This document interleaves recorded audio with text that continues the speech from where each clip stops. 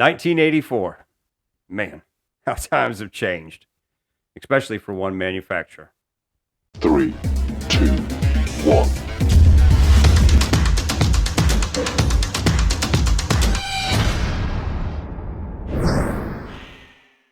What's up, everyone? Hope everybody out there has had an amazing week. Championship weekend coming up. Hopefully we got some good, clean racing out there. None of that manipulation stuff. Let the best man win. And, man, it got me thinking this week about some of the past history of NASCAR. And for some reason, I got stuck on 1984. I just love the 80s throughout racing. But today I want to go back 40 years. Crazy to think it was 40 years ago. But I want to go back 40 years ago to talk about the final race of the NASCAR season of 1984. Obviously, we're at the last week. Also talk about the season, show you some images, mention some names you probably haven't heard in a long time. But first, I want to start out with something else that happened in 1984. And this was the end of an era for a manufacturer in the NASCAR Cup Series. And this was Chrysler. Now, obviously, they did run some races in 1985, but 1984 was, in essence, the end of the era for Chrysler at this time in NASCAR. And I'm going to tell you, man, they had some pretty impressive stats at this point. And what's really amazing is 237 of those wins were by Petty Enterprises. That is mind-blowing just to think right there alone. But obviously, when you think about Petty Enterprises, you think about Richard Petty.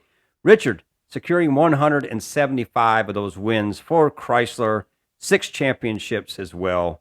So, man, just impressive stats right there. And you would think that Richard Petty would have probably been the last guy to win in a Chrysler product, but in fact, he wasn't. The last win in a Chrysler came at the Los Angeles Times 500 at Ontario Speedway on November 20th of 1977. And I'm going to tell you, man, take a look at this. Look how much times have changed.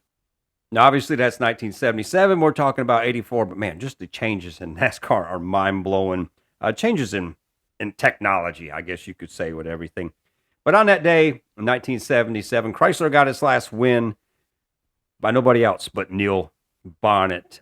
This is an amazing story right here. So much coolness to this. This was Neil's very first super speedway win. And this was with a very new team that was owned by Jim J.D. Stacy, who purchased that team their inaugural year out there as a team. And the history of this team was because this was K&K Insurance Racing prior to this. And you know how legendary that is right there. But J.D. Stacy buying this team, changing it from number 71 to number 5. And the rest is history. But obviously this was the last Chrysler win for Chrysler. And man, it's just so wild to think about the history of this. But then the next year, 1978, Richard Petty was winless. Mind-blowing to think at that time Richard Petty would be winless during a season. But in fact, he was. By the end of the season, he had switched over to General Motors. And also at the end of the season, the end of 1978, Chrysler had quit basically giving tech support and parts to teams. So it was kind of the end of an era slowly creeping up. But by the time that Richard Petty had got out of it, they were done with that part right there. So basically there was only a handful of independent teams that were still running the Chrysler product out there. A lot of these teams underfunded, independent teams. But man, so many were such cool-ass teams out there. And I'm going to tell you, one of those teams right here, one guy who was loyal to the Mopar brand forever, since 1964, was Buddy Arrington. And I'm just going to take a look at some of these rides right here, man, because I'm going to tell you, I was a Buddy Arrington fan. I always loved these paint schemes. And there's a great reason for why these cars look like Richard Petty's cars in so many ways. That's because Buddy bought a lot of the old Dodge Magnums from Richard Petty and competed in them following this. Also changed them over to Dodge, also the Chrysler Imperial. And man, just some cool rides for so long. But Buddy was running into trouble finding parts for these things. And unfortunately, Chrysler also quit manufacturing a car that was raceable in NASCAR by the 1983 season. So by the end of the 85 season, the car it was going to be obsolete because you couldn't run a car that was not in manufacture past 3 years in NASCAR. So unfortunately, it was a demise that was coming. But Buddy, man, again, great racer out there. Such history with this. And I encourage anybody to go look further into this. But at the end of this time right here, Buddy donated one of those cars to the NASCAR Hall of Fame down there at Talladega. Man, just sweet rides for people to look at. And he also sold one of these Imperials to a good friend of his by the name of Phil Good. or as Motley Crue like to call him, Dr. Phil Good. I know that was horrible. But anyways, Phil Good out there running number 76 right here. You can see how closely those numbers look to his friend's car, Buddy Arrington. But unfortunately, again, 1985, the end of it. And on September 15th of 1985, the Chrysler product ran its last race at Dover with Phil Good out there.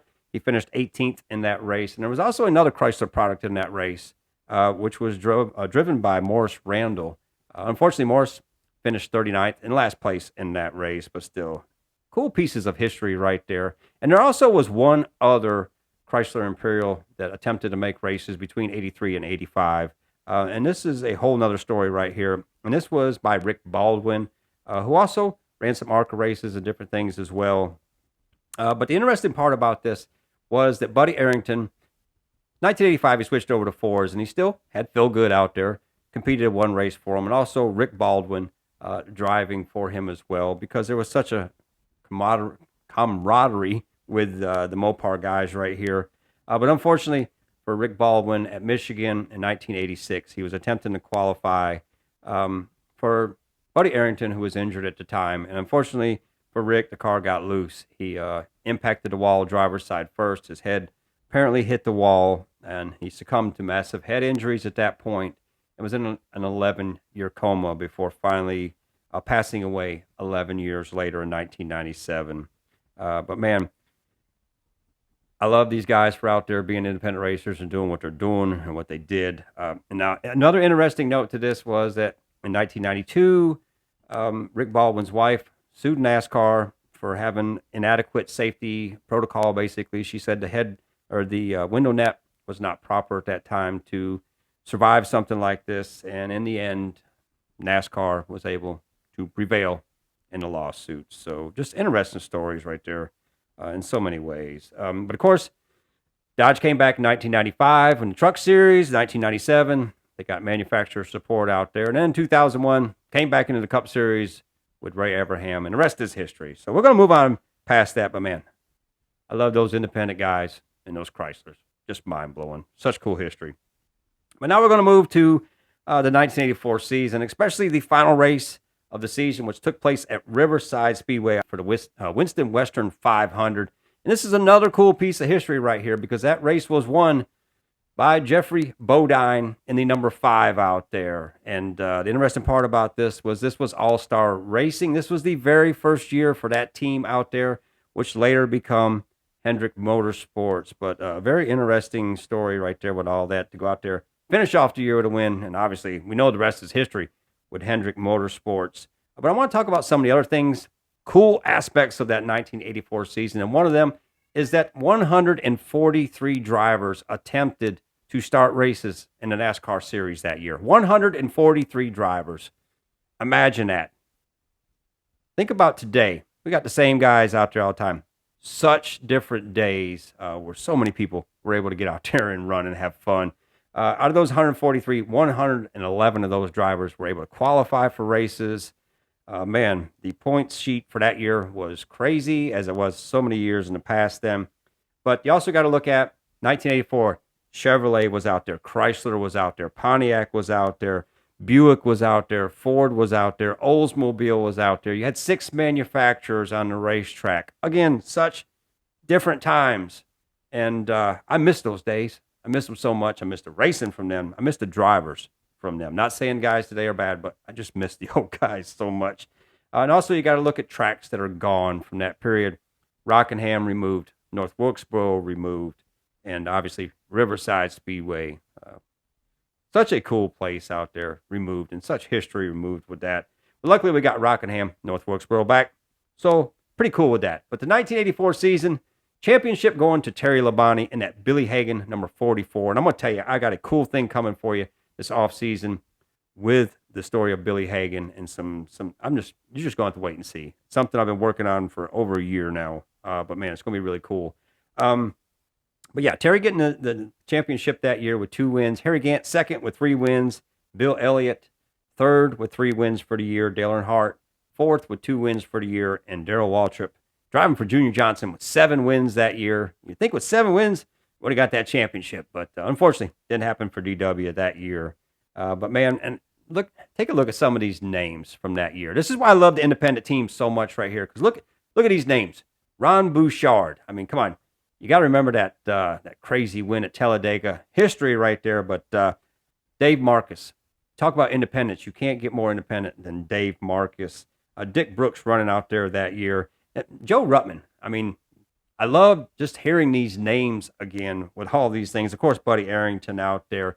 Trevor Boys, such a part of NASCAR for so long. Jimmy Means, another ultimate independent in the NASCAR series. Lake Speed, got to put him right there in that category as well as one of the ultimate independents. Tommy Ellis, I mean, these legendary names out there. Tommy Gale, I mean, come on. Elmo Langley, Tommy Gale, Sonny King Ford.